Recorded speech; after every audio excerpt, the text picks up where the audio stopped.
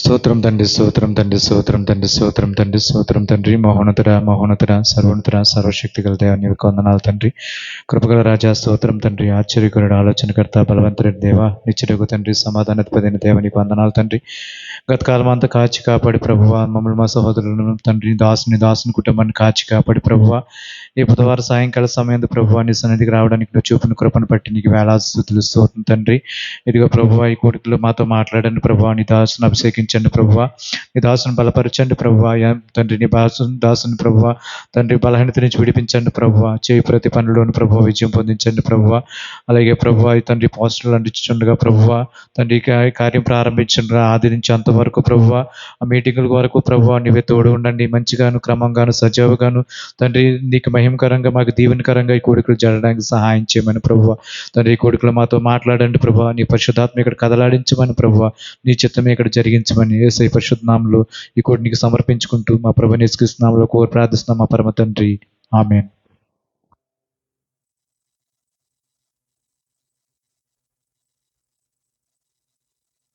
ఈ సమయంలో అందరు కూడా కలిసి ఒక పాట పాడి దేవుణ్ణి మనం స్తుతిద్దాం.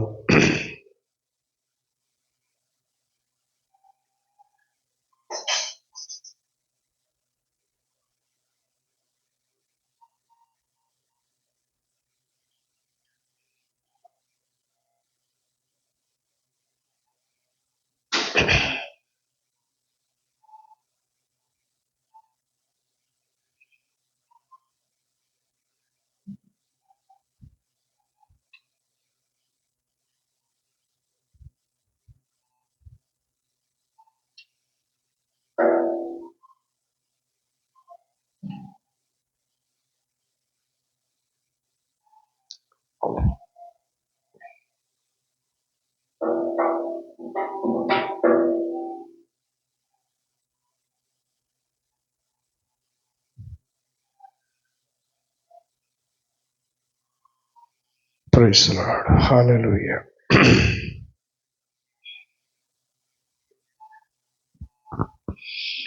దినమెల్లనే పాడినా కీర్తించిన నీ రుణమునే తీర్చగలనా,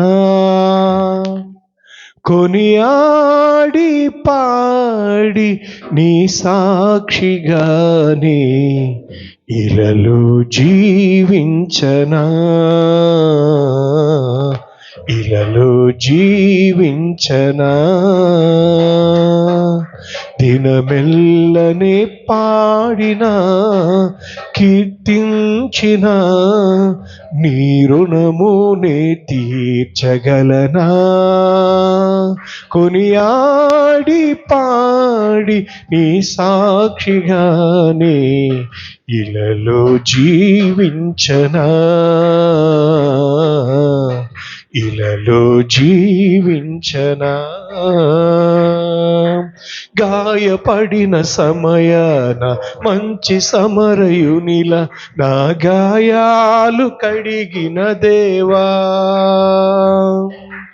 ఆకలైన వేళలో ఆహారమిచ్చి నన్ను పోషించినావు దేవా, గాయపడిన సమయాన మంచి సమరయునిలా నా గాయాలు కడిగిన దేవా, ఆకలైన వేళలో ఆహారమిచ్చి నన్ను పోషించినావు దేవా, నిన్ను విడువను ఎడబాయననినా, నిన్ను విడువను ఎడబాయననినా నా యేసయ్యా,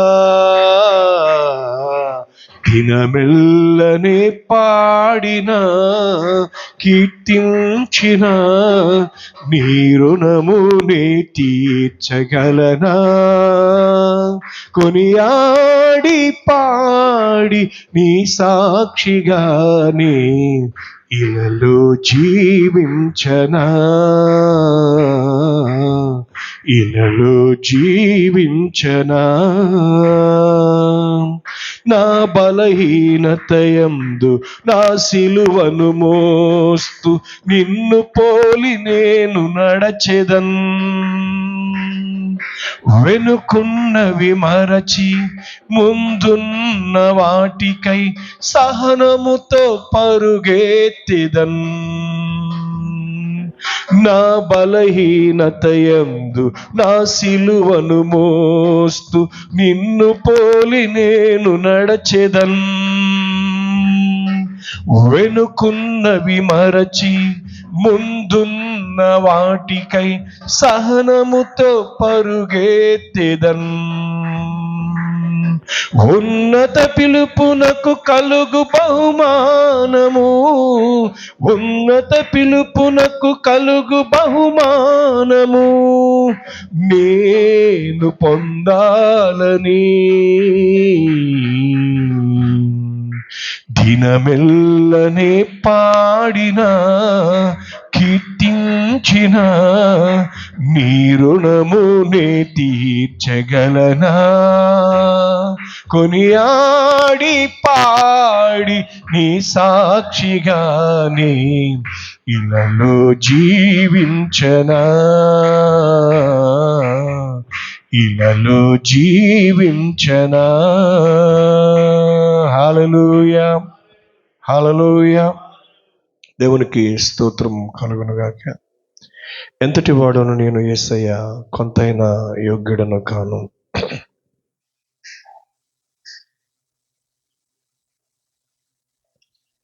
ఎంతటి వాడను నేను యేసయ్యా, కొంతైనా యోగ్యుడను కానయ్యా. ఎంతటి వాడను నేను యేసయ్యా, కొంతైనా యోగ్యుడను కానయ్యా. ఇంతగా నన్ను హెచ్చించుటకు, ఈ స్థితిలో నన్నుంచుటకు, ఇంతగా నన్ను హెచ్చించుటకు, ఈ స్థితిలో నన్నుంచుటకు ఎంతటి వాడను నేను యేసయ్యా, కొంతైనా యోగ్యుడను కానయ్యా. ఎంతటి వాడను నేను యేసయ్యా, కొంతైనా యోగ్యుడను కానయ్యా. ఐశ్వర్యము గొప్పతనమును కలిగించు దేవుడ నీవే, హెచ్చించువాడవును బలమిచ్చువాడవు నీవే. ఐశ్వర్యము గొప్పతనమును కలిగించువాడవు నీవే, హెచ్చించువాడవును బలమిచ్చువాడవు నీవే. అల్పుడను మంటి పురుగును నన్ను ప్రేమించినావు, ప్రాణమును నీ సర్వమును నా కొరకే అర్పించినావు. ఎంతటి వాడను నేను యేసయ్యా, కొంతైనా యోగ్యుడను కానయ్యా. ఎంతటి వాడను నేను యేసయ్యా, కొంతైనా యోగ్యుడను కానయ్యా. వినయము గల మనుషులను వర్ధిల్లజేసెదవు, గర్విష్ఠుల గర్వముననచి గద్దె నుండి దించెదవు. వినయము గల మనుషులను వర్ధిల్ల చేసేదవు. గర్విష్ఠుల గర్వమునచి గద్దె నుండి దించెదవు. మాధు ఆశ్రయ దుర్గమా, మేమంతా నీ వారమే. మా శైలము మా కేడెమా, మాకున్నదంత నీ దానమే. ఎంతటి వాడను నేను యేసయ్యా,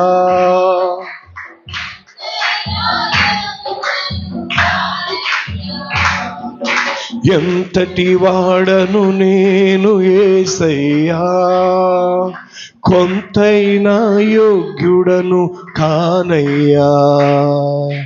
ఇంతగా నన్ను హెచ్చించుటకు,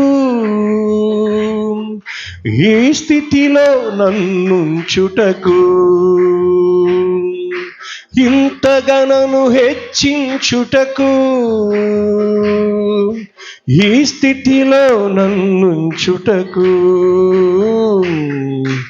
ఎంతటి వాడను నేను యేసయ్యా, కొంతైనా యోగ్యుడను కానయ్యా. హల్లెలూయా. దేవుని వాక్యాన్ని చదువుకుందాం. ఈ రాత్రికాల సమయంలో మరి కొన్ని ప్రకటనలు ఉన్నాయి. దయచేసి మరి ఆ ప్రకటనలు అనేవి మీకు తెలియచేయాలని నేను అనుకుంటున్నాను.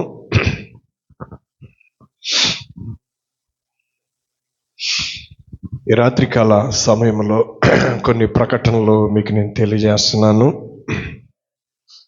దయచేసి నాకు సౌండ్ సిస్టమ్ ఒక బాక్స్ ఇక్కడ పెడుతున్నారు, నాకు దయచేసి రెండో బాక్స్ కుడి పక్కన పెట్టేయండి. వాళ్ళు ప్యాడ్స్ కీబోర్డ్ వాయించుకునే వాళ్ళకి ఆల్రెడీ అక్కడ బాక్స్ ఉంది, వాళ్ళకి చాలా వస్తుంది. కావాలంటే పాత ఆహుజా బాక్స్ ఒకటి వాళ్ళకి అరేంజ్ చేయండి. ఎంతకాలం ఏదైతే అరేంజ్ చేశారో అది వాళ్ళకి అరేంజ్ చేయండి అని మీకు నేను తెలియజేస్తున్నాను. ఎందుకంటే నేను ఇక్కడ నిలబడుతున్నాను, ఈ మానిటర్స్ నాకు సరిగా వినబట్టలేదు. తప్పనిసరిగా మీరు నాకు సౌండ్ సిస్టమ్ విషయంలో నాకు కొంత సహాయపడాలని మీకు నేను తెలియజేస్తున్నాను. ప్రియులారా, మరి రాత్రికాల సమయంలో మరి జరగబోతున్నటువంటి మీటింగ్స్ 5-6 తారీఖులు మే నెల 2025వ సంవత్సరం మీటింగ్స్ కొరకు మీరందరూ మీ వ్యక్తిగత ప్రార్థనలోనూ, దూరదేశాల్లో ఉన్నటువంటి నా సహోదరులందరూ కూడా మరి ప్రార్థన చేస్తున్నారని నేను నమ్ముతున్నాను. అలాగే చాలామంది కూడా మరి మీటింగ్స్ కొరకు మరి ప్రార్థించడం మాత్రమే కాదు కానీ వాళ్ళ యొక్క పూర్తి సహాయ సహకారాలు కూడా అందిస్తారని నేను నమ్ముతున్నాను. ఎందుకంటే మన ఎదుట ఉంచబడినటువంటి ఆ మీటింగ్స్ చాలా మరి ఆశీర్వదకరంగా, దీవెనకరముగా, సాక్షార్థముగా అనేక ఆత్మలు రక్షించబడినట్లుగా, అనేకులకు సత్యవాక్యం బయలు వెళ్ళినట్లుగా, అసలు సేవ అంటే ఏంటి, ఒక సేవకు దేవుడు ఒక వ్యక్తిని పిలిస్తే ఆ సేవకుడు ఏ రీతిగా నడిపించబడతాడు, ఏ రీతిగా ఆ సేవ ఉంటుంది, దాని వెనక ఎవరుంటారు, ఆ సేవకుడు నడిపించేది ఎవరు అనేటువంటి విషయాలు మరి సాక్ష్య కూటముగా నేను కొన్ని విషయాలు చెప్పబోతా ఉన్నాను. అలాగే మరి దూర ప్రాంతం నుంచి, ఒరిస్సా రాష్ట్రం నుంచి దేవుని సేవకులు పాస్టర్ బిపి మిశ్రా గారు మరి సీనియర్ దైవజనులు. సీనియర్ అంటే నా ఉద్దేశం జూనియర్ సీనియర్ అని కాదండి, అనుభవజ్ఞులైనటువంటి దైవజనులు. అంటే ఏదో నిన్న కాక మొన్న వచ్చి ఏదో ఉద్రేకంగా బోధించే బోధకులు కాదు. వాళ్ళ జీవితంలో ఎన్నో ఎత్తు పల్లాలు, ఎన్నో ఆటుపోట్లని తట్టుకొని, ఎన్నో పరిస్థితులు గుండా వారి విశ్వాసాన్ని వారు సాగిస్తూ, సేవలో ఎదురయ్యే పరిస్థితులు, సువార్తలో ఎదురయ్యే పరిస్థితులు, కుటుంబము పరిస్థితులు, మరి వాళ్ళన్నీ అనుభవపూర్వకంగా ఎరిగిన వారు గనుక అటువంటి సీనియర్ పాస్టర్ అంటే అనుభవజ్ఞులైనటువంటి పాస్టర్ బిపి మిశ్రా గారు మన మధ్యకి రావటం చాలా సంతోషంగా ఉంది నాకు. మొదటైతే ఆయన రాలేనన్నట్టుగా మాట్లాడారు, కానీ మరి టికెట్స్ తీసేశాను, క్యాన్సిల్ కూడా చేసేసే పరిస్థితి వచ్చింది. కానీ వాళ్ళు క్యాన్సిల్ చేయమన్నా నేను చేయలేదు. కారణం ఏంటంటే నాకు విశ్వాసం ఉంది వాళ్ళు వస్తారని. పైగా ఫ్లైట్లో రావాలని వాళ్ళు అనుకున్నారు, కానీ ఫ్లైట్ అనుకూలత వాళ్ళకి లేదు. మరి రాజమండ్రి కానీ విజయవాడ కానీ వాళ్ళకి వచ్చే అనుకూలత లేని కారణాన్ని బట్టి మరి మిశ్రా గారితో పాటు ఆయన భార్య కూడా వస్తూ ఉన్నారు. మరి ఆ దైవజనుల కోసం మీరు వాళ్ళకి మంచి ఆరోగ్యం దేవుడు ఇవ్వాలని వారి కోసం మీరు ప్రార్థన చేయమని మీకు నేను తెలియజేస్తా ఉన్నాను. ముఖ్యంగా సహోదరుడు విక్టర్ గారి యొక్క చెల్లెలు, మరి ఆమె యొక్క కుమారుడు జస్వంత్, మరి ఆయన కొద్ది దినాల నుంచి కిడ్నీ సమస్యతో బాధపడుతూ మరి విజయవాడ డయాలసిస్ చేయబడుతూ ఉన్నాడు. అయితే ఈరోజు ఉదయం తీవ్రమైన ఆయాసం రావటం, మరి ఊపిరందని పరిస్థితుల్లో ఆయన క్రిటికల్ కేర్ సెంటర్లో అంటే ఐసీయూ కంటే క్రిటికల్ కేర్ సెంటర్లో ఆయన్ని పెట్టడం జరిగిందండి. వాళ్ళ అమ్మగారు కూడా ఇజ్రాయెల్ దేశం నుంచి ఇంకా క్యాన్సిల్ చేసుకుని వచ్చేస్తుంది. ఎందుకంటే ఆమెకు కూడా వీసా లేదు, క్యాన్సిల్ చేసుకుని వస్తూ ఉంది. ఎందుకంటే ఒక కుమారుడు మరి చావు బతుకుల మధ్యన వేలాడుతూ ఉన్నప్పుడు సంపాదన ఎవరి కోసం అని చెప్పేసి ఆమె మరి మంచి తీర్మానం తీసుకుని ఆమె వచ్చేయటం అనేది నిజంగా చాలా అభినందించదగిన విషయం అండి. అది కొంచెం ఆర్థిక ఇబ్బందులు తీసుకురావచ్చు, ఎందుకంటే ఈ రోజుల్లో ఆ ట్రీట్మెంట్ చేయించుకోవాలంటే చాలా లక్షలతో కూడిన పని. అయినప్పటికీ మరి ఆమె మరి వచ్చేస్తుందని విన్నప్పుడు నిజంగా నేను ఆలోచించాను, ఆమె కుమారుడు కోసం ఆమె రావటం అది ఖచ్చితంగా అది దేవుని చిత్తమని నేను అనుకున్నాను. సరే, మరి దేవుడు బ్రతికిస్తే ఆయన బ్రతుకుతాడు. దేవుడు ఊపిరిని జీవాన్ని ఇచ్చేవాడు కాబట్టి మరి మన మధ్యన ఇది వరకు కొద్ది రోజుల క్రితము మరి గెడ్డం నీరజ యవనస్తురాలు 32 సంవత్సరాల వయసులో 31 సంవత్సరాల వయసులో ఆమె ఇదే కిడ్నీ సమస్యతో బాధపడి చనిపోయింది. సో దేవుడు బ్రతికిస్తే బ్రతుకుతారు తప్ప డబ్బు కూడా వాళ్ళని బ్రతికించలేదండి. మరి యశ్వంత్ కోసం మీరు అందరూ ప్రార్థన చేస్తున్నారు, ప్రార్థన చేయమని మీకు నేను తెలియజేస్తా ఉన్నాను. మరి ఈ దినం నేను దేవుని మందిరంలోకి వచ్చే పరిస్థితి నాకు గతించిన ఆదివారము నా ఆరోగ్య పరిస్థితి అసలు బాగోలేదు. నేను ఆదివారం ఉదయం కూడా చర్చిలోకి వచ్చేటంత పరిస్థితి కూడా నాకు లేనప్పటికీ మరి కొన్ని ట్యాబ్లెట్స్ వేసుకుని ప్రార్థన చేసుకుని నేను దేవుని మందిరంలోకి రావటం జరిగిందండి. మరి దేవుని మందిరంలోకి వచ్చినప్పుడు దేవుడు చాలా శక్తినిచ్చాడు, బలం ఇచ్చాడు. సుమారు 2 గంటల 20 నిమిషాలు నేను నిలబడి దేవుని వాక్యాన్ని అందించాను. అయితే ఆ తరువాత మీటింగ్ అయిన తర్వాత అదే ఎండలో మళ్ళా మేము 3 తూల సెంటర్ మీటింగ్ ప్లేస్కి వెళ్ళి మరి అక్కడ స్థానికులతో కొన్ని విషయాలు మాట్లాడి మరలా నేను ఇంటికి వచ్చేటప్పటికి నా ఆరోగ్య పరిస్థితి బాగోలేదు. అసలు పడుకుంటే లేవలేని పరిస్థితి, అలాంటి బలహీనతలో నేను ఉన్నప్పుడు మరి నేను ఇంకా సాయంత్రం కూటం నర్సాపురం వెళ్ళలేను అనుకునే పరిస్థితి నాకు అనిపించింది. అయినప్పటికీ కూడా నా మనసు ఎంత కొంచెం ఓపుకున్నా, కొంచెం ఆరోగ్యం ఉన్నా ఆఖరి శక్తి వరకు కూడా పనిచేయాలనే ఆశ నాకు ఉంటుందండి. లాస్ట్ వరకు ఇంకా నేను స్పృహ కోల్పోవాలన్నంతగా పనిచేయాలనిపిస్తుంది నాకు. సో మరి దేవుడి దయ వల్ల నేను సాయంత్రం కూటానికి వెళ్ళాను. అప్పటికే నా పరిస్థితి బాగోలేదు. వెళ్ళాను కానీ కూర్చున్నాను కానీ పడుకుందాం అనిపిస్తుంది. అంటే అసలు కూర్చుని ఓపిక కూడా నాకు లేని పరిస్థితుల్లో మరి నేను ఇంకా ఎక్కువసేపు నిలబడలేనని చెప్పేసి మరి నేను నిలబడి ఒక అరగంట సేపు మీతో మాట్లాడి వాక్యం చెప్పి నేను వెళ్తాను, నా ఆరోగ్య పరిస్థితి బాగోలేదు, నా కోసం ప్రార్థించండి అని నేను నిలబడ్డాను. కానీ గంట సుమారు నేను దేవుని వాక్యాన్ని బోధించాను అక్కడ. మరి నాకు విపరీతమైన చెమటలు పట్టేసి నాలో ఉన్న పూర్తి వాటర్ అంతా కూడా చెమట రూపంలో నా బట్టలన్నీ తడిసిపోయి నేను నీరసమైపోయాను. పంటి దగ్గరికి వెళ్ళి పంటి దగ్గర కూర్చుందామంటే ఆ పంటి దగ్గర నిలబడలేకపోయాను నేను. అక్కడికి ఆ వాల్ మీద కూర్చున్నాను. నా పరిస్థితి బాగాలేదు. పంటెక్కాను. పంటెక్కిన తర్వాత కూర్చున్నాను. చాలా ఏదో అయిపోతుంది నాకు అని నాకు అర్థమైంది. ఆ తర్వాత మరి నేను పంటలోంచి లెగిసాను. లెగిద్దామని తల తిరిగిపోతుంది, కళ్ళు తిరిగిపోతున్నాయి. వెంటనే వెనక్కి మళ్ళీ కూర్చున్న ప్లేస్లో, లెగిసిన ప్లేస్ నుంచి మళ్ళీ వెనక్కి పడిపోయాను. మళ్ళా లెగటానికి ప్రయత్నం చేశాను. ఇక నాకు పూర్తి స్పృహ కోల్పోయి ఏమవుతుందో నాకు తెలియని పరిస్థితుల్లో నేను ఉన్నప్పుడు మరి యవనస్తులు, మరి నూతనంగా బాప్తిసం పొందినటువంటి రాజేష్ వాళ్ళిద్దరూ మరి నన్ను భుజాల మీద పంటి దింపారండి. మరి అక్కడ ఉన్న వాళ్ళందరూ చాలా కంగారయ్యారు, హాస్పిటల్కి తీసుకెళ్ళిన త్వరగానని. నా కూడా వాళ్ళు నా ఇంటి వరకు కూడా ఆ బయటి వ్యక్తులు కూడా వచ్చి నా పరిస్థితి ఎలా ఉందనేటువంటి పరిస్థితుల్లో వాళ్ళు వచ్చి నన్ను చూశారు. మరి ఆ టైంలో మరి వాళ్ళు చేసిన సేవ, వాళ్ళు చేసిన పరిచర్య చాలా గొప్పదండి.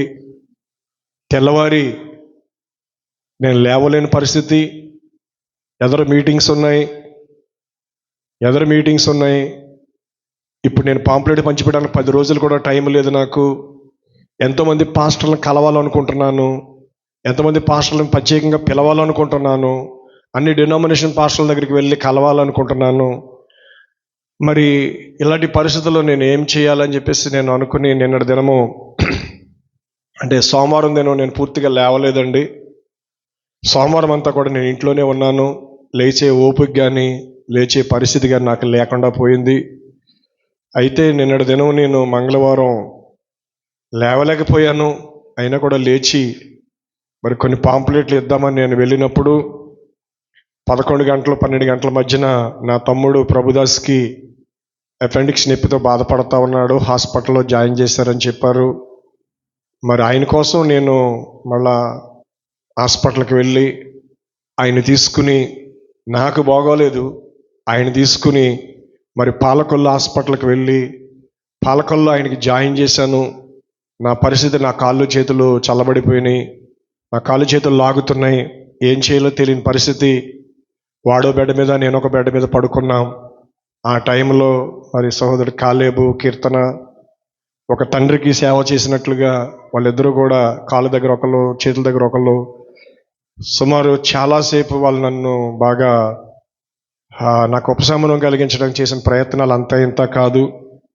అయితే నా తమ్ముడు ఆపరేషను సాయంత్రం 7:30కి జరుగుతుందన్న ఆపరేషను రాత్రి 11:30కి జరిగిందండి ఆపరేషను. ఎందుకంటే ఎక్కువ ఆపరేషన్లు ఉండటం వల్ల 11:30 నుంచి 12:30 వరకు ఆపరేషన్ 10-11 గంటల లోపల తీసుకెళ్లారు. 12:30 వరకు ఆపరేషన్ జరుగుతూనే ఉంది. అటువంటి పరిస్థితుల్లో ఇక నేను నిలబడలేక, కూర్చోలేక చాలా ఇబ్బంది పడుతున్న టైంలో మరి నా తమ్ముడికి ఆపరేషన్ పూర్తయింది, బాగున్నాడని చెప్పిన తర్వాత మరి నేను పాలకొల్లు నుంచి రాత్రి 1 గంటకి నేను ఇంటికి రావడం జరిగింది. నా ఆరోగ్య పరిస్థితి, బ్లడ్ టెస్ట్లు అవి చేయించుకున్నాను. పూర్తిగా నా షుగర్ డౌన్ అయిపోయి ఫాస్టింగ్లో 66, తిన్నప్పుడేమో 88 ఉండి నేను చాలా బలహీనం అయిపోయాను. అయితే చాలా టెస్టులు చేయించాను. మరి ఆర్ఎంపీల దగ్గర మందులు వాడటం వల్ల, యాంటీబయాటిక్స్, పెయిన్ కిల్లర్స్ వాడటం వల్ల క్రియేటిన్ పెరుగుతుంది. మరి నాకు కొంచెం క్రియేటిన్ 1.5 బిలో ఉండాలి. ఇది 1.6 ఉండటం బట్టి నేను కొంచెం కంగారు పడి మళ్ళీ అక్కడ డాక్టర్ని కన్సల్ట్ చేస్తే, పర్వాలేదు, మీరు కంగారు పడాల్సిన అవసరం లేదు, జాగ్రత్తగా ఉండండి అని చెప్పి చెప్పడం జరిగిందండి. మరి ఈరోజు నేను హాస్పిటల్కి వెళ్ళాలి, కానీ హాస్పిటల్కి వెళ్ళే టైం లేదు నాకు. హాస్పిటల్కి వెళ్ళే టైం లేక నేను హాస్పిటల్కి వెళ్ళలేకపోయాను. సాయంకాలం వెళ్దాం అనుకున్నాను. అలాగే నా భార్య పరిస్థితి కూడా బాగాలేదు. నా భార్యకి బీపీ 160 ఉందండి. మరి ఆమెకి ముచ్చురు చెమటలు పట్టేసి, చేతులు పట్లు వదిలేసి, ఆమె కదలలేక మెదలలేక ఆ ఎండలో పనిచేసేస్తూ, ఆ బట్టలు ఉదుకుతూ, అవన్నీ ఎండలో పనిచేసేయటం వల్ల ఆమె కూడా పూర్తిగా శక్తి కోల్పోయింది. ఇలాంటి పరిస్థితుల్లో, మా ఆరోగ్య పరిస్థితుల్లో ఉన్న ఈ టైంలో మరి మీటింగ్స్ ఎంతో భారంతో కూడినాయండి. మరి నేనే పిలవాలి, అన్నీ నేనే చేసుకోవాలి అని అంటే అది నాకు ఎంత ఒత్తిడి ఉంటుందో, నాకు ఎంత టార్చర్ ఉంటుందో నాకు తెలిసేది. సో కాబట్టి మరి మీరందరూ కూడా ప్రతిదినము కూడా ఈ మీటింగ్స్ అవ్వాలి. ఈ మీటింగ్స్ అయ్యేంత వరకు కూడా మరి ప్రతి దినము కూడా నాకు మీరు టచ్లో ఉండాలి. ఎందుకు అని అంటే ఇంతకుముందు ఉన్న ఎవనో నా దగ్గర లేదు. ఇంతకుముందు ఎలాంటి బస్తా అయినా భుజాన్ని వేసుకుని పైకి లేకదీసి వేసుకునేవాడిని, ఎంత బరువులైనా మోయగలేవాడిని. నా ఆరోగ్య పరిస్థితి బాగాలేదు. సో కాబట్టి మీరందరూ కూడా నా కోసం ప్రార్థన చేయండి. ఎందుకంటే వచ్చే సేవకుల్ని నేను చూడాలి, వాళ్ళకి ఏర్పాట్లు చేయాలి. ఈ పక్కన పోస్టర్స్ వచ్చినాయి, ఓ పక్కన ఫ్లెక్స్లు వచ్చినాయి, హ్యాండ్ బిల్స్ పంచాలి. ఇవన్నీ కూడా చాలా భారంతో కూడింది. అయితే మీరు అనుకోవచ్చు, ఎందుకే పాస్టర్ గారు మీకు అంత ప్రయాస, చర్చిలో పెట్టుకుంటే పోలేదా, చర్చిలో పెట్టుకుంటే సరిపోయింది కదా అని చాలామంది నాకు సలహాలు ఇవ్వగలరు. ఎందుకంటే ఇప్పుడున్న పరిస్థితులు అలాంటివి, ఎవరికి ఖాళీ లేదు, ఎవరి ఒత్తిళ్ళు వాళ్ళు ఉన్నారు. కాబట్టి ఎందుకయ్యా మీకు ఈ ప్రయాస, డబ్బులు మాట్లాడితే డబ్బులు అంటారు, మాట్లాడితే మీటింగ్లు అంటారు. ఎంతమంది రక్షించబడ్డారు, ఎంతోమందికి సువార్త ప్రకటించారు కదా, ఎంతోమందికి లక్షలు పోసి మీటింగ్లు పెట్టారు కదా, ఎంతమంది రక్షించబడ్డారు మీ ద్వారాని అని చెప్పేసి నన్ను కొంతమంది కోచింగ్ చేసేవాళ్ళు కూడా ఉండకపోరండి. నన్ను కోచింగ్ చేసేవాళ్ళు చాలామంది ఉంటారండి. కానీ నా జీవితంలో నేను చివరి దశకు వచ్చానని అనుకుంటున్నాను. దేవుడే అన్న బ్రతికించి ఆరోగ్యం ఇస్తే కొంతకాలం ఇంకా నేను సేవ చేయగలను. మరి నా ఆరోగ్య పరిస్థితిని బట్టి నేను చాలా ఒత్తిళ్ళు ఎదుర్కొన్నానండి. సంఘములో నుంచి కావచ్చు, సహోదరుల నుంచి కావచ్చు, సేవకుల నుంచి కావచ్చు, ఇతర సంఘాల నుంచి కావచ్చు, కుటుంబం నుంచి కావచ్చు, నా గ్రామం నుంచి కావచ్చు, నా కుటుంబస్తుల నుంచి కావచ్చు. నేను చాలా ఒత్తిళ్ళు ఎదుర్కొన్నానండి. ఎంతకాలం నేను ఒంటరి పోరాటమే చేశాను, ఒంటరి జీవితమే నాది. నాకంటూ ఎవరు నాకు అండగా నిలబడి, ఒక అక్కో తమ్ముడో చెల్లో అన్నో చిన్నానో పెదనానో లేదా పెద్దమ్మ కొడుకో చిన్నమ్మ కొడుకో, నాకు బంధువులంటూ ఎవరూ లేరండి. ఈ సేవా పరిచర్యలో నాకంటూ బంధువులు కానీ, రక్త సంబంధులు, భౌతిక రక్త సంబంధులు కానీ, బంధువులు కానీ నాకంటూ ఎవరూ లేరు. అయినా నేను 25 సంవత్సరాలు ఒక సేవకుడిగా నేను నిలబడి సేవ చేశాను అని అంటే నాకే నమ్మశక్యము కాని పరిస్థితి. ఎందుకంటే తల్లిదండ్రుల సపోర్టో, అన్నదమ్ముల సపోర్టో, అక్క చెల్లుల సపోర్టో, లేదంటే చిన్నాన్న పెద్దమ్మల సపోర్టో, చిన్నాన్నల సపోర్టో, లేదా మామల సపోర్టో, అత్తల సపోర్టో, లేదంటే కనీసం స్నేహితుల సపోర్టో, కనీసం ఏదో ఒకటి ఉంటుందండి సేవకుడు అన్నవాడికి. ఎందుకో నా జీవితంలో నాకంటూ నా అనేవాళ్ళు ఎవరూ నాకు లేరు. ఉన్నదల్లా సంఘము. అయితే నన్ను అందరూ కూడా దూషించారు, అవమానించారు, హేళన చేశారు, వ్యంగ్యంగా మాట్లాడారు, వెక్కిరించారు, అపహాస్యం చేశారు. ఎన్ని చేసినా నేను ఇంకా నిలబడి ఉన్నానంటే అది దేవుని కృపండి. దేవుని కృపండి అది. అందుకే నేను ఏ మనుషుని లక్ష్య పెట్టనండి, ఎవరిని లక్ష్య పెట్టనండి. ఎందుకు లక్ష్య పెట్టనంటే, నేను ఈరోజు ఉంటారు, రేపు వెళ్ళిపోతారు. ఈరోజు ప్రేమగా మాట్లాడతారు, రేపు వాళ్ళు పన్నాగాలు, లేకపోతే వాళ్ళు వేసే తంత్రాలు, లేదంటే వాళ్ళు చేసే ప్లాన్లు డిఫరెంట్గా ఉంటాయి.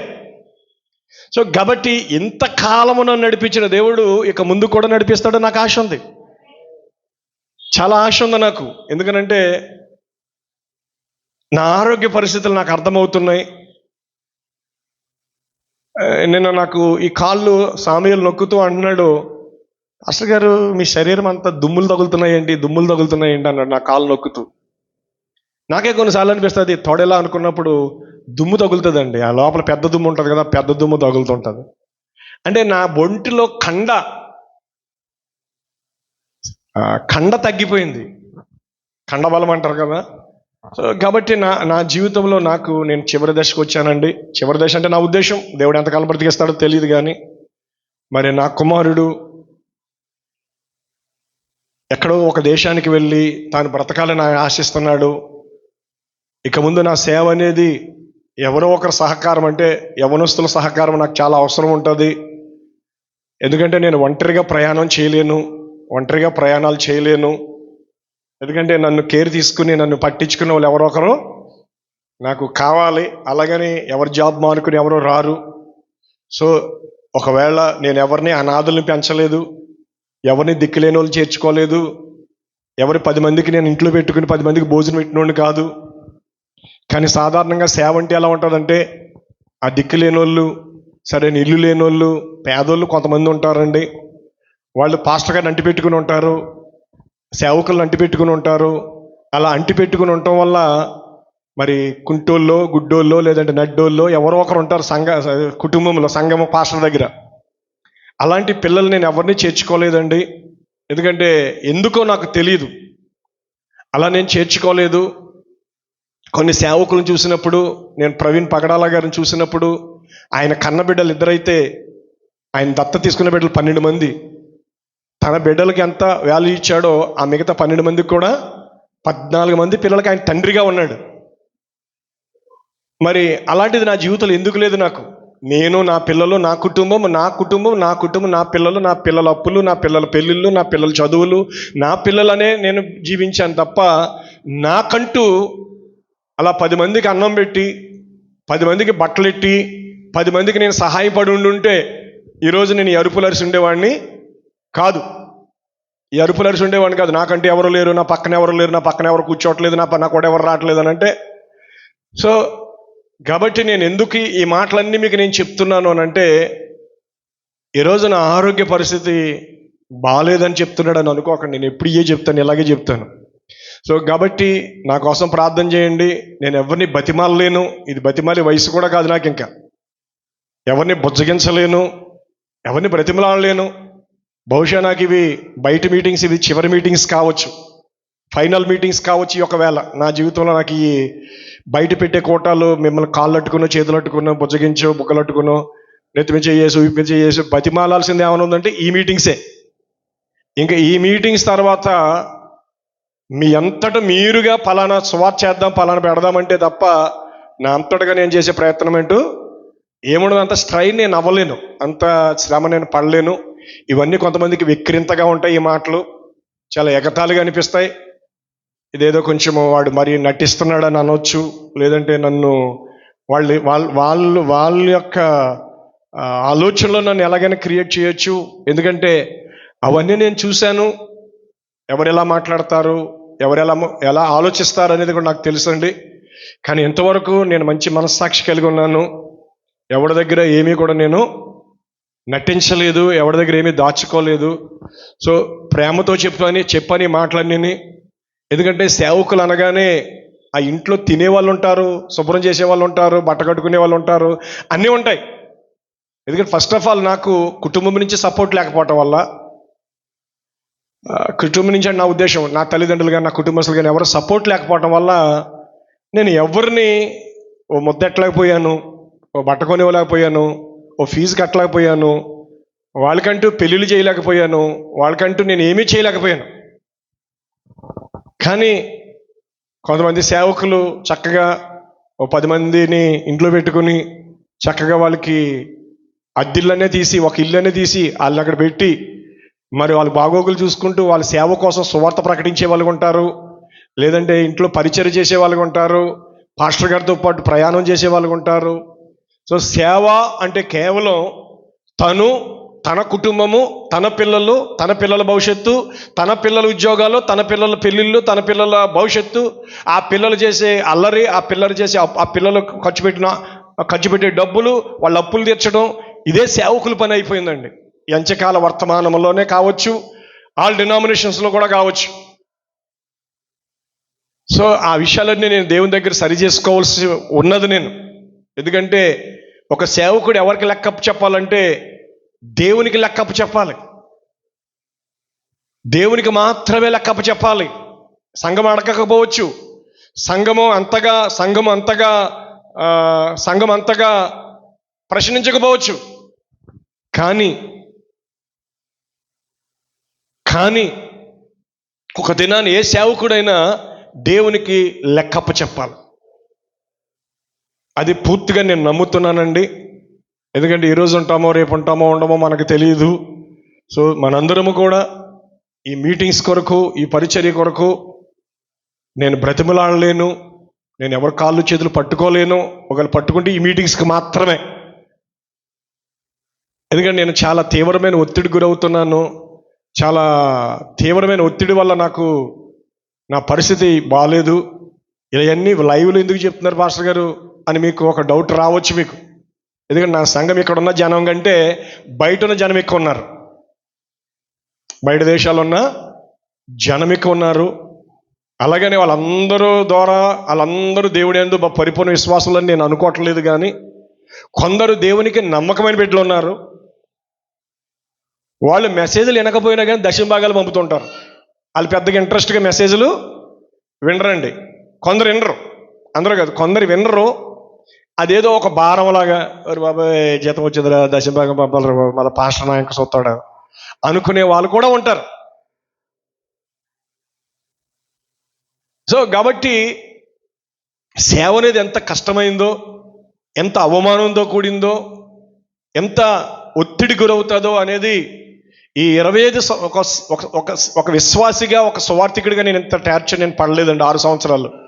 కానీ 25 సంవత్సరాలు ఒక సేవకుడిగా నా మీద తిరుగుబాటు చేసినటువంటి సందర్భాలు మీకు తెలుసు. బైబిల్లో మోషే మీద తిరుగుబాటు చేసిన సందర్భాలు మీకు తెలుసు. యేసు నమ్మేసుకున్న సందర్భాలు మీకు తెలుసు కదా. అవన్నీ నేను కల్లారా నా సేవలో చూశానండి. నేను మాట్లాడితే ఎలా మాట్లాడతారు, ఎంత కోప్పడతారు, కొట్టడానికి వస్తారు మీదకి, గెటౌట్ అంటారు వాళ్ళ ఇంటికాడి నుంచి. అలా గెటౌట్ అన్నా నేను సేవ చేశాను. నా ముఖం మీద నన్ను దూషించినా సేవ చేశాను. ఎందుకంటే నన్ను పిలిచిన వాడు దేవుడు. నన్ను ఒక పాస్టర్గా నియమించలేదండి. నేను దేవుని పిలుపుని బట్టి, దేవుని దర్శనాన్ని బట్టి నేను సేవకు వచ్చిన వ్యక్తినే తప్ప ఒక సేవకుడి ద్వారా పంపబడిన వాడు మాత్రం కాదు. అలాగే నేను ఎవరిని పంపలేదు. సేవకు వెళ్ళే వాళ్ళని వెళ్ళారు, వాళ్ళు సేవలు చేసుకున్నారు. వాళ్ళ సేవ జోలికి నేను ఎప్పుడు వెళ్ళను కూడా. ఎందుకు వెళ్ళను అని అంటే, పిలిచేవాడు ఆయన, అప్పగించేవాడు ఆయన, దాన్ని లెక్కడిగేవాడు ఆయన. కాబట్టి ప్రియులరా, నేను ప్రేమతో చెప్తున్నాను, మనం సంఘాలకి సమయానికి రాలేకపోతున్నాం, చర్చెస్కి సమయానికి రాలేకపోతున్నాం. మనం పెట్టుకున్న టైం మనమే పాటించలేకపోతున్నాం. ఇది కూడా ఒక పాస్టర్కి చాలా నిరాశ కలిగిస్తుందండి, చాలా నిరాశ కలిగిస్తుంది. సో కాబట్టి అందరూ ఒత్తిడిలో ఉన్నారు, అందరూ అన్ని పనుల్లో ఉన్నారు. ప్రతివాడు తన సొంత పనినే చూసుకుంటున్నాడు. కానీ యేసుక్రీస్తుని పని విషయం ఎవడు పట్టించుకోవట్లేదని ఫిలిప్పీ రాసిన పత్రికలు పౌలు చెప్తున్నాడు. రెండవదిగా అంటున్నాడు, వారి కడుపే వారి దేవుడు. ఏంటంటే అది వారి కడుపే వారి దేవుడు అంటండి. వారు సిగ్గుపడాల్సిన విషయాలకి సిగ్గుపట్టలేదంట. ఒకసారి చూడండి దేవుని వాక్యంలో, ఫిలిప్పీలకు రాసిన పత్రిక 1వ అధ్యాయము, ఫిలిప్పీలకు రాసిన పత్రిక 1వ అధ్యాయము మీరు తీసినట్లయితే, ఈ 1వ అధ్యాయంలో మీరు చూసినప్పుడు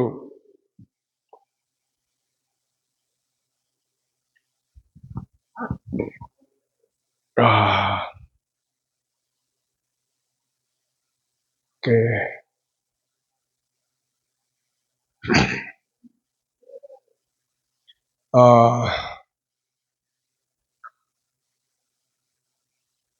ఏంటంటున్నారు 3, ఓకే.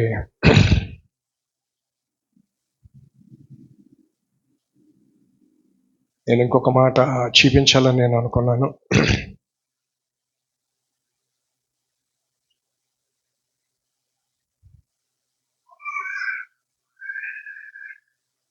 ప్రతివాడు తన సొంత పనిని చూసుకుంటున్నాడు, కానీ యేసుక్రీస్తు పనిని 2:21, ఓకే, అదే కరెక్ట్. అందరూ తమ సొంత కార్యములనే చూచుకొంచున్నారు, కానీ యేసుక్రీస్తు కార్యములను చూడరు అంటున్నాడండి. ఎవరి కార్యాలు చూడరు అంటండి? యేసుక్రీస్తు యొక్క కార్యాలని చూడలేదు అంటున్నాడు. దయచేసి కూర్చోండి, చాలాసేపు నిలబడ్డారు మీరు.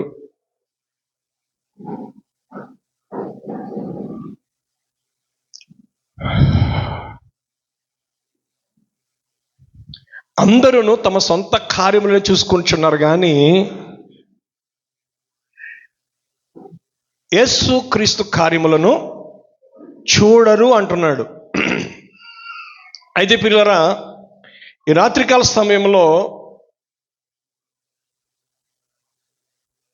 అదే బైబిల్ చెప్తుంది, యేసు క్రీస్తు యొక్క కార్యాభివృద్ధి యందు ఎల్లప్పుడూ ఆసక్తి కలిగి ఉండ అంటున్నాడు. కొరింథీ రాసిన పత్రిక అని నేను నమ్ముతున్నాను.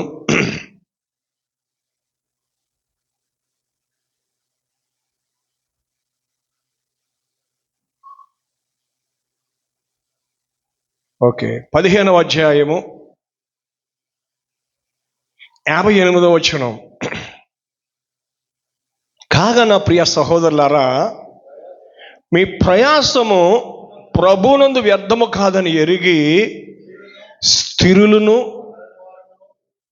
కదలని వారును ప్రభు కార్యాభివృద్ధి యందు ఎప్పటికీ ఆసక్తులై ఉండండి.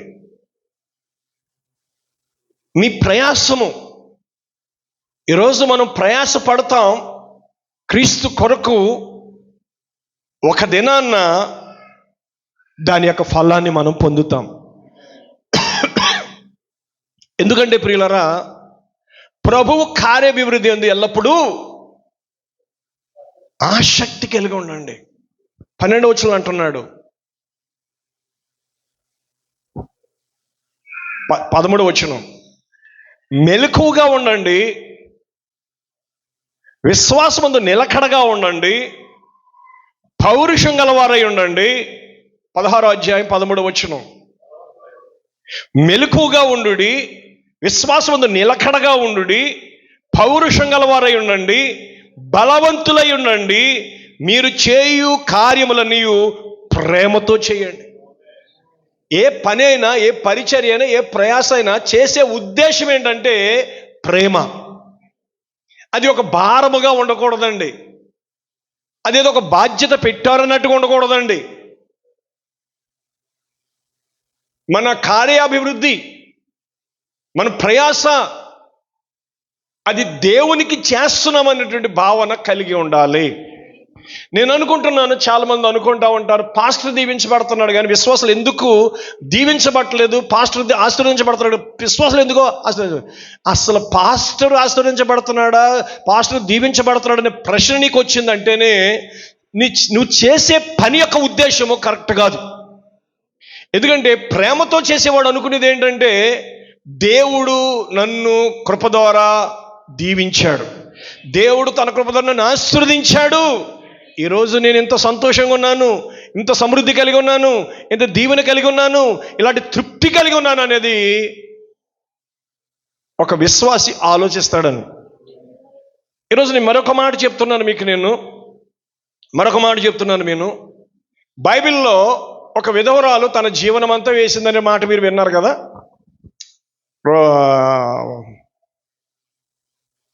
లూకాసు వార్త 12వ అధ్యాయమా 18వ అధ్యాయమా 21వ అధ్యాయం 3వ వచనం, ఈ భేద విధవరాలందరికంటే ఎక్కువ వేసినని మీతో నిశ్చయముగా. అసలు ఎందుకు వేసిందని నేను ఎందుకు వేసిందని నేను ఆలోచించాను. నేను ఆలోచించాను, వర్తమానం కాదు నేను చెప్తుంటా. అంటే ఏదో మళ్ళీ ప్రవక్త గారు చెప్తేనే చెప్పాలి కదా, అలా వద్దండి. నేను నమ్ముతున్నాను ఆవిడకి అప్పులు లేవండి. ఆవిడకి ఏమి లేవండి? అప్పులు లేవండి. దేవుడు నాకు మాట చెప్పాడు, నాకు ఆ మాట, దేవుని కొరకు ఏదైనా చెయ్యాలంటే నీకు అప్పులు ఉండకూడదు.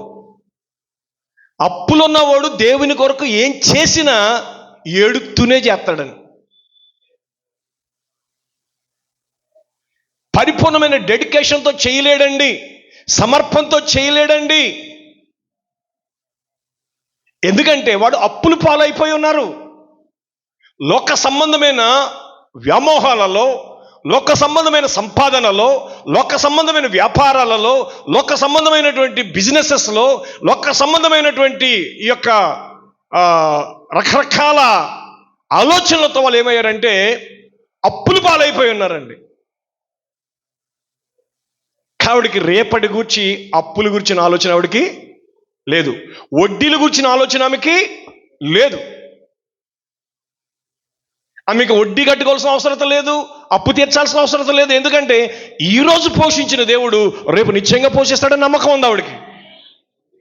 మనం ఇల్లు కట్టడానికి అప్పులు చేస్తాం, కార్లు కొనడానికి అప్పులు చేస్తాం, లేదంటే మనం పిల్లల చదువుల కోసం అప్పులు చేస్తుంటాం, లేదంటే మన బంగారం కోసం అప్పులు చేస్తుంటాం, మన సెల్ ఫోన్ కోసం అప్పులు చేస్తుంటాం.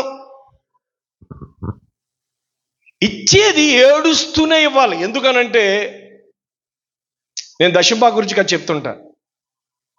ఒక విశ్వాస అయినవాడు ఆడికి అప్పులను ఎత్తాడు, అప్పులు లేకపోయినా ఎత్తాడు, విశ్వాస అయినోడు. కానీ దేవుని కొరకు ఏదైనా ఇవ్వాలనుకుంటే అప్పులు ఉన్నవాడు ఏమీ చేయలేడు. అదైనా దశంభాగం ఎందుకు ఇస్తాడంటే దొంగోడుగా ఉండకూడదని. దశంభాగం ఎందుకు ఇస్తాడండి? దొంగోడుగా ఉండకూడదు. పరలోకం దొరుకుతుందో దొరకదో, పరలోకం వెళ్తామో వెళ్ళమో. అదే దశంభాగం ఇచ్చేస్తే పరలోకానికి సమస్య ఉండదు. విన్నరా? పాస్టర్ కూడా తృప్తి పడతాడు, పాస్టర్ని కూడా సంతోష పెట్టవచ్చు దశంభాగం ఇస్తేనే. కాబట్టి కొంతమంది జీవితాల్లో వాళ్ళు దశంభాగాలు ఇచ్చేది కూడా నరకానికి వెళ్ళిపోతామేమని భయపడిస్తున్నారు. మాట్లాడితే మా పాస్టర్ గారు నన్ను దొంగోడు అంటున్నాడు, మాట్లాడితే మలకి గ్రంథం 3వ అధ్యాయం చూపిస్తున్నాడు. ఇదే కదా ప్రజల యొక్క డౌట్. అయితే దేవునికి ఇచ్చేవాడు అప్పులు లేనుడై ఉండాలి. అదే ప్రవక్త బ్రహ్మం గారు ఏమన్నాడంటే, అమ్మ నీకు పిల్లలు ఉన్నారు కదా, నీ కుటుంబం ఉంది కదా, మొదటగా నీ పిల్లల కోసం ఖర్చు పెట్టుకోమ్మా, నీకు పిల్లల కోసం చూసుకోమ్మా అన్నాడు. నేను ఎందుకు చెప్తున్నాను ఈ మాటలు అంటే, పిల్లరా, ఈరోజు మనం చేసే అప్పులు మనకు వచ్చేదెంత, మనం చేసే అప్పు ఎంత?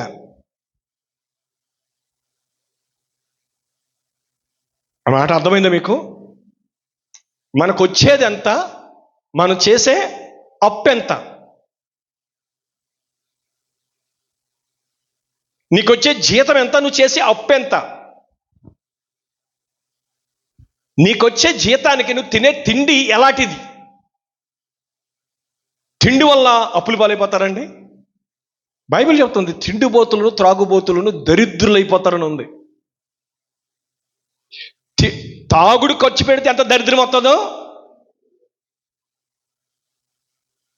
ఎవరికి అర్థమవట్లేదు.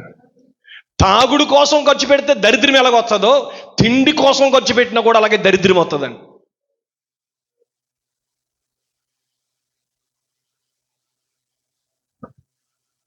చాలా మంది తిండి కోసం అప్పుల పాలైపోతారండి. తిండి తినటానికి.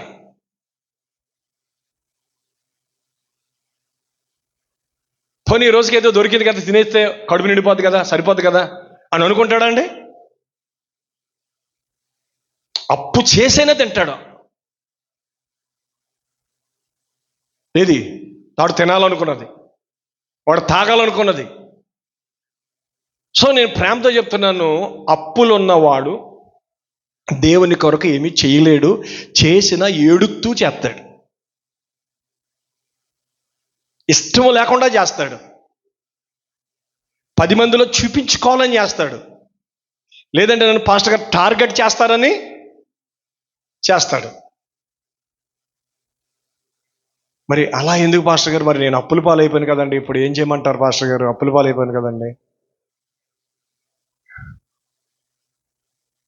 అదే ప్రవక్త అన్నాడు, అప్పులున్నవాడు ఎవడో పరలోకం వెళ్ళడు అన్నాడు. అప్పులున్నవాడు ఎవడో పరలోకం వెళ్ళడు అన్నాడు.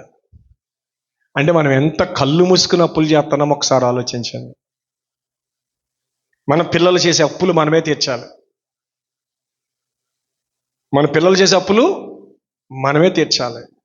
వాళ్ళు లగ్జరీ కోసం ఖర్చు పెట్టే ఖర్చులకి అప్పు మనమే తీర్చాలి. వాళ్ళు చేసే చెడు పనులకి, తప్పుడు పనులకి, ఎక్కడ ఆడుకొట్టి ఈయన గుద్ది ఆడి దగ్గర తాగే, ఆడి దగ్గర అప్పు చేసి, ఈడి దగ్గర అప్పు చేసి ఎత్తితే ఆ అప్పులన్నీ మనమే తీర్చాల్సి వస్తుంది. సో మన పిల్లల్ని మనం సరిగ్గా పెంచుకోకపోవటం వల్ల, ఇందాక నేను శుభానంద్ కొడుకు వీడియో పెట్టాను మీకు. నేను ఆడు ఆదికాండం నుంచి మలాకి గ్రంథం వరకు చెప్పేశాడండి. మత్తయి సువార్త నుంచి ప్రకటన గ్రంథం వరకు చెప్పేశాడండి. అది కూడా తెలుగులో కాదండి, ఇంగ్లీష్లోనండి. ఆడికి 4వ సంవత్సరం అండి. ఆడికి 7 సంఘకాలాలు చెప్పేశాడండి. ఆడు కొండలతోటి నాకు అనులతి చున్నాను కీర్తన చెప్పేశాడు అండి. 4వ సంవత్సరం అండి, 4 పూర్తి 5 వచ్చిందండి, 4 సంవత్సరాల పిల్లోడు అండి.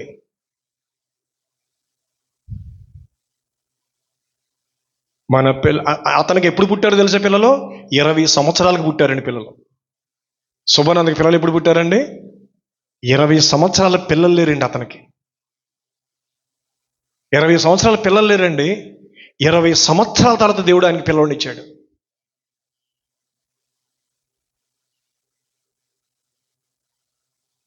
ఆ పిల్లోడు మనకు ఆ పిల్లోడు ముద్దొచ్చేస్తాడు. బొగ్గల మీద ముద్దులెట్టేసుకుని, గొద్దల మీద ముద్దెట్టేసుకుని, పాదాల మీద ముద్దెట్టేసుకుని అన్ని రకాలుగా పిల్లోడిని ఆడించేస్తావు తప్ప అసలు నీ పిల్లోడికి నీ పిల్లకి ఏమి నేర్పుతున్నావు?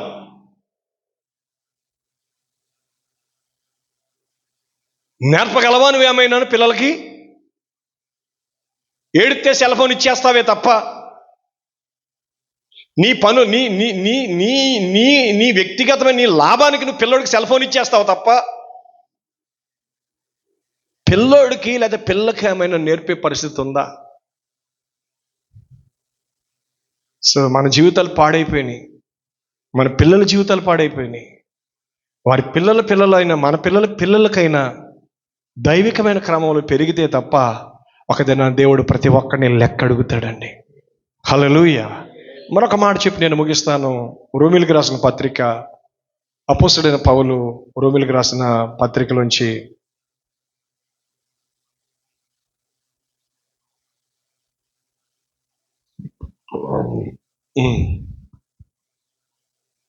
ఒక చక్కని మాట.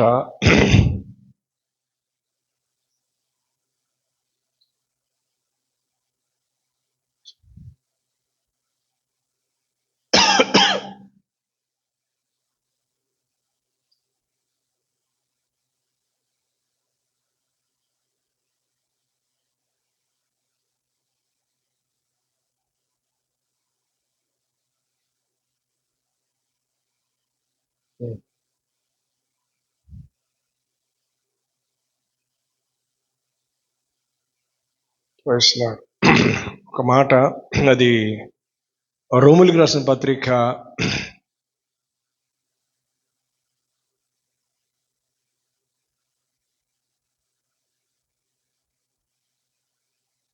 'సరే ముగిస్తున్నాను, ఎందుకనంటే మనకి ఎదర చాలా పని ఉందండి. మీరందరూ బాధ్యతగా ఉంటారని నేను ఆశిస్తున్నాను. 14వ అధ్యాయం 17వ వచనం, రోమీయులకు రాసిన పత్రిక 14వ అధ్యాయము 17వ వచనం. దేవుని రాజ్యము భోజనమును పానమును కాదు గాని నీతియు సమాధానమును పరిశుద్ధాత్మ యందలి ఆనందమునై ఉన్నది. దేవునికి స్తోత్రం కలుగును గాక. హల్లెలూయా. దేవుని రాజ్యం ఏమైందండి? 14వ అధ్యాయం 17వ వచనంలో ఏముందండి? దేవుని రాజ్యము భోజనమును పానము కాదు గాని నీతియు సమాధానమును పరిశుద్ధాత్మ యందలి ఆనందమునై ఉన్నది. దేవునికి స్తోత్రం కలుగును గాక. కాబట్టి నా ప్రియమైన సోదరుడా, సోదరి, మనందరము కూడా భోజనము పానం గురించి ఆలోచించడం కాదండి. ఏం తిందుము ఏమి తాగుదాం అనేది కాదండి. నీతి, సమాధానము, పరిశుద్ధాత్మ యందలి ఆనందం. మనం దేవుని సేవ ఎలా చేయాలనంటే పరిశుద్ధాత్మ యందలి ఆనందముతో చేయాలండి. మనం ఏం చేసిన ప్రేమతో మనం చెయ్యాలండి. పరిశుద్ధాత్మ ఆనందంతో మనం చెయ్యాలండి. హల్లెలూయా. కాబట్టి ఈ జరగబోయే మీటింగ్స్ మీరు ఎలా చెయ్యాలనంటే నీతి, సమాధానము, పరిశుద్ధాత్మ యందలి. ఎంత మంచి భోజనాలు పెట్టాం. భోజనాలకు పడే ఆతృత పరిశుద్ధాత్మ ఆనందం ఉందా? లేదు ప్రియులరా. దేవుడు మిమ్మల్ని దీవించునుగాక. అందరూ కూడా మరి విన్నటువంటి విషయాలు ఒకసారి జ్ఞాపకం చేసుకొని, పరిశుద్ధుడు అయిన తండ్రి, ఈ రాత్రికాల సమయంలో జరగబోతున్న మీటింగ్స్ కొరకు నీ సన్నిధిలో మేము ప్రార్థిస్తూ ఉన్నాం. ఇంతవరకు బిడ్డలు వచ్చి నీ మందిరంలో కొందరు ప్రార్థించారు. ఎందరో వారి వారి గృహాల్లో ప్రార్థిస్తూ ఉన్నారు. దూరదేశాల్లో ఉన్న సహోదరులు ప్రార్థిస్తూ ఉన్నారు. దేవా, ఇదెంతో మరి దేవా, ప్రభువు కార్యాభివృద్ధి యందు ఎల్లప్పుడూ ఆసక్తులై ఉండమని మీరు మాతో మాట్లాడారు. క్రీస్తునందు మీ ప్రయాస వ్యర్థము కాదని ఎరిగి కదలని వారును మరి ధైర్యముగా ఉండమని మీరు మాతో మాట్లాడారు ప్రభువా. ప్రభు కార్యాభివృద్ధి యందు ఎల్లప్పుడూ ఆసక్తి కలిగి ఉండమని మీరు మాతో మాట్లాడారు ప్రభువా. అవును ప్రభువా, మేము ఏం చేసినది ప్రేమతో చెయ్యాలని, అది ఏదో ఒక బాధ్యతనో లేదంటే అది మన మీద పెట్టబడిందనో కాదు, కానీ దేవా పరిశుద్ధాత్మ ఆనందముతో మేము చెయ్యాలని ప్రభువా.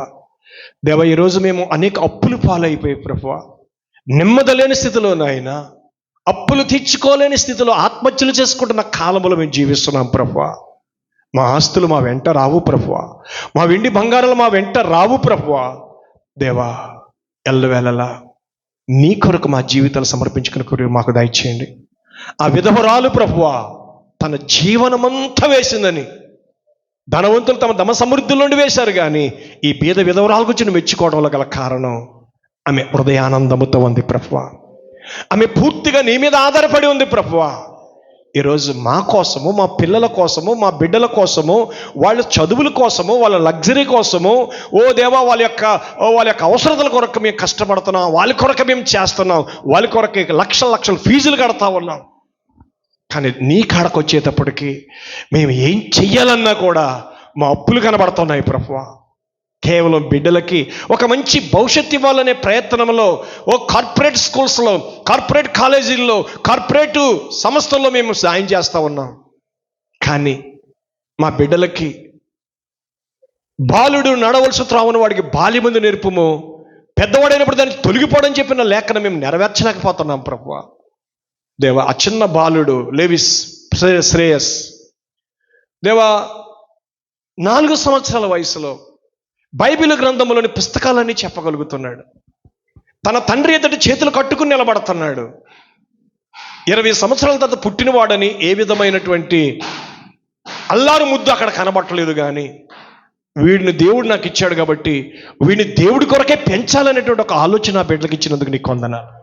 ఈ రాత్రికాల సమయంలో మా జీవితాల్లో అదొక ఆదర్శముగా ఉంది, అదొక ప్రేరణగా ఉంది ప్రభువా, అదొక ఇన్స్పిరేషన్గా ఉంది ప్రభువా. గనుక కనీసం మా బిడ్డలకైనా ప్రభువా వాక్యమును కూర్చొని ఉపదేశం చేసే మంచి అవ్వ తాతలుగా ఉండే కొరకు మీరు మాకు దయచేయండి. అవును ప్రభువా, మా బిడ్డలు కూడా తమ బిడ్డలు నీ కొరకు పెంచే మంచి జ్ఞానం గల తల్లిదండ్రులు ఉండే కొరకు దయచేయండి. ఈరోజు సెల్ ఫోన్ ద్వారా వారి జీవితాలు, యవన బిడ్డల జీవితాలు ఎంతోమంది నాశనం చేసుకొని ఉండగా నాయన, ఈ రాత్రి నువ్వు మాట్లాడిన ప్రతి మాటను బట్టి నీకు వందనాలు. ప్రత్యేకించి ఈ రాత్రికాల సమయంలో విక్టర్ గారి యొక్క మేనలుడు యశ్వంత్ కోసం ప్రార్థిస్తున్నాం. దూరదేశం నుంచి ఆ యవనస్తుడు తల్లి వస్తుండగా ఆ తల్లికి ప్రయాణంలో తోడుగా ఉండండి. ముఖ్యంగా ఆ చిన్న బిడ్డ ప్రభు నీ చేత మీద బాగుపడి స్వస్థత పొందుకొని నీ సన్నిధిలో సాక్ష్యం చెప్పుకుని కృప దయచేయండి. దేవా, దయ చెప్పండి, కనికరించండి, క్షమించండి. తల్లిదండ్రుల అతిక్రమణ దోషాన్ని క్షమించండి ప్రభువా. ఆ బాలుడిని క్షమించండి ప్రభువా. నీ చేత మీద బాగు చేయండి, సహాయం చేయండి. దేవా, నా బలహీనతలో నన్ను ముట్టావు, నన్ను స్వస్థపరిచి రోజు నా ఆరోగ్యంగా నీ మందిలో నిలబెట్టినందుకు నీకు వందనాలు. ఆ షుగర్ కంట్రోల్లో ఉండడానికి సహాయం చేయండి, ఆ షుగర్ నార్మల్గా ఉండడానికి కృప చెప్పండి. దేవా, ఆ ఒత్తిడి, ఆ స్ట్రైనెస్ నుంచి నన్ను విడిపించండి ప్రభువా, స్వస్థపరచండి. దేవా, నా తమ్ముడు ప్రభుదాస్ కోసం ప్రార్థిస్తున్నాను. ప్రభుదాసుని ముట్టండి, ఆ గాయాన్ని కట్టండి ప్రభువా. ఆ బిడ్డ త్వరగా కోలుకునే కృప దయచేయండి, నిండైన ఆరోగ్యము దయచేయండి, స్వస్థత దయచేయమని నీ సన్నిధిలో నేను ప్రార్థిస్తూ ఉన్నాను. ఈ రాత్రికాల సమయంలో మరి సోదరి వజ్రమ్మ గారి యొక్క చెల్లెల కోసం కూడా మేము ప్రార్థిస్తున్నాం. ఆ బిడ్డ కూడా ప్రార్థన సహాయం కోరింది. మరి నిశ్చితమైతే ఆమె ఎలా ఉందో మాకు తెలియదు, కానీ నిశ్చితమైతే బాగు చేయండి, స్వస్థపరచండి, నీ రక్తంలో కడుక్కుని పరిశుద్ధాత్మ పొందుకునే కృప వారికి దయచేయండి. దేవి రాత్రి దూరదేశాల్లో ఉన్న సహోదరులు వారి కలిమిలో లేమిలో ప్రభా జరుగుతున్న మీటింగ్స్ కొరకు నాయన ఆయా రీతిలుగా కష్టపడుతున్న బిడ్డలు, ప్రయాణిస్తున్న బిడ్డలకి క్షేమం దయచేయండి. ఈ దినము నుంచి పోస్టర్స్ అంటించడానికి, ఫ్లెక్స్లు అరేంజ్ చేయడానికి మేము ప్రయత్నం చేస్తుండగా దేవా జరగబోయే మీటింగ్స్ ప్రభా పరిశుద్ధాత్మ అభిషేకం జరిగించండి. దూరదేశం నుంచి నీ సేవకులు వస్తుండగా వారి ప్రయాణాల్లో వారికి తోడుగా ఉండండి. బలమైన ఆత్మశక్తితో వారిని నింపండి. బలమైన పాత్రలుగా మీ దాసులను మీరు వాడుకోండి ప్రభా. అద్భుతమైన కార్యం చేయండి. అద్భుత నామానికి మహిమ పొందండి. గొప్ప దేవుడికి మీరు మహిమ పొందండి. రాత్రి మాతో ఉన్నందుకు నీకు వందనాలు. దేవానికి కృతజ్ఞతలు. నా కుమారుడు పీటర్సన్ భవిష్యత్తు విషయంలో మరి ఇదిగో తండ్రి ఇజ్రాయేల్ వెళ్ళటం చేస్తున్న ప్రయత్నం నిశ్చితమైతే సఫలపరచండి. ఆ బిడ్డకి మేలు చేయండి, తప్పక కృప చూపి దయ చూపండి. మాకు అప్పులు రుణబాధలు బట్టి నాయన మేము కృంగిపోతున్నాం ప్రభువా. మా అప్పులు రుణబాధల నుంచి మమ్మల్ని విడిపించండి. ఎవరైతే అప్పులు రుణబాధలతో సమస్యలతో ఉన్నారో నాయన, వారు కూడా విడుదల పొందుకునే కృప దయచేయండి. ఆ భూములు అమ్మబడే కృప దయచేయండి. ఆ భూములు అమ్మబడి అప్పులు తీర్చబడే కృప దయచేయండి నాయన. ఏది నీ చిత్తమో నీ చిత్తమే జరిగించమని ప్రార్థిస్తున్నాను. నా ఎడల ఈ సేవ పరిచయలో దయ చూపమని దేవా, మంచి వాతావరణం దయచేయండి. ఏ విధమైన డిస్టర్బెన్స్ లేకోకుండా మంచి సౌండ్ సిస్టమ్, మంచి ఆర్కెస్ట్రా, మంచి భోజన వసతి, మంచి ఆత్మీయమైన వాక్యము, పరిశుద్ధాత్మ కార్యములు మీరు జరిగించండి. అద్భుత నామానికి మీరు మహిమ పొందమని ఈ రాత్రి జరుగుతున్నటువంటి ఆ యొక్క మీటింగ్స్ పరిచర్య అంతలో మీరు తోడు ఉండండి. అలాగే దినం నుంచి చేస్తున్న ప్రతి ప్రయత్నంలో మీరు తోడు కూడా సహాయం చేసి మీ గొప్ప నామానికి మీరు మహిమ ఘనత ప్రభావాలు పొందమని మా ప్రభుని మా రక్షకుడైన ప్రభువైన యేసుక్రీస్తు నామములో ప్రార్థిస్తున్నాము. ఆమేన్. మహాదేవుడును మన ప్రభును మన రక్షకుడైన యేసుక్రీస్తు కృపా సదాకపద తోడైండును గాక. ఆమేన్. ఆమేన్. God bless you. దేవుడు మిమ్మల్ని అందరినీ దీవించును గాక. షాలోమ్.